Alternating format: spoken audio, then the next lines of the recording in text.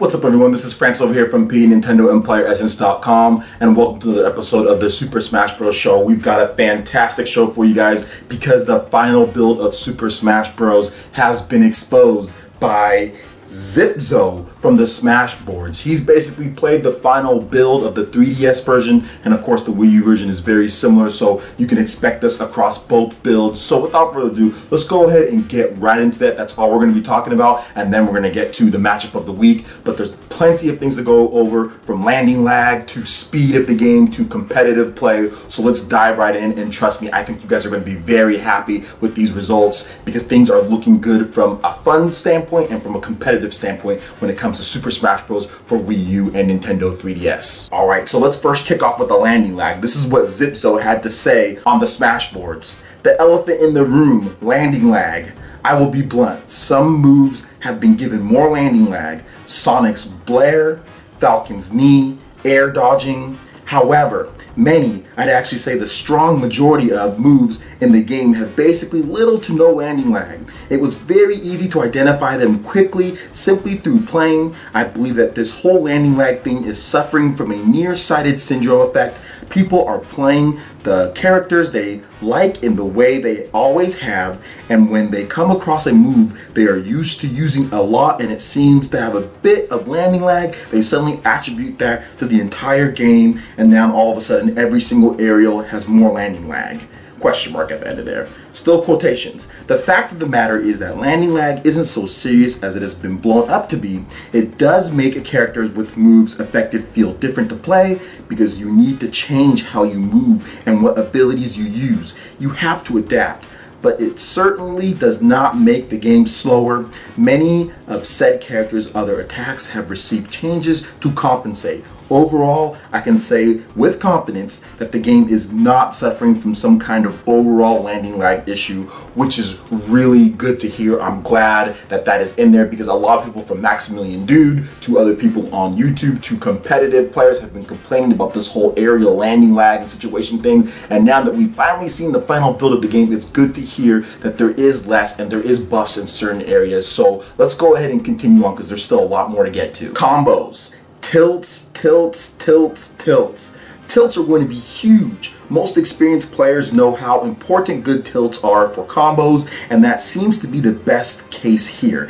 In any case, combos tend to become way more difficult when your opponent is at higher percentage, but at low percentages, combos can definitely be a thing. Something about the way the characters connect in this game has been seriously changed from previous iterations.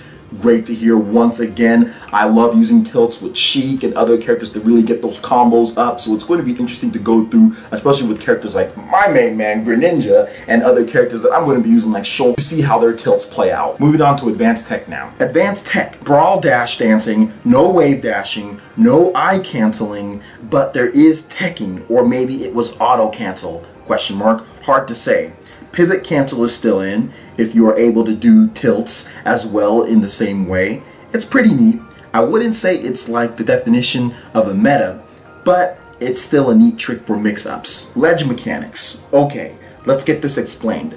The ledge snap has been nerfed significantly. It's way more similar to Melee than Brawl. I don't know how frame data for Melee, so I won't say it's the same, but to be honest, I think that it may just be a tad more forgiving than Melee, but it's still definitely nerfed. There is a small ledge immunity after letting go of a ledge. The ledge immunity is to you.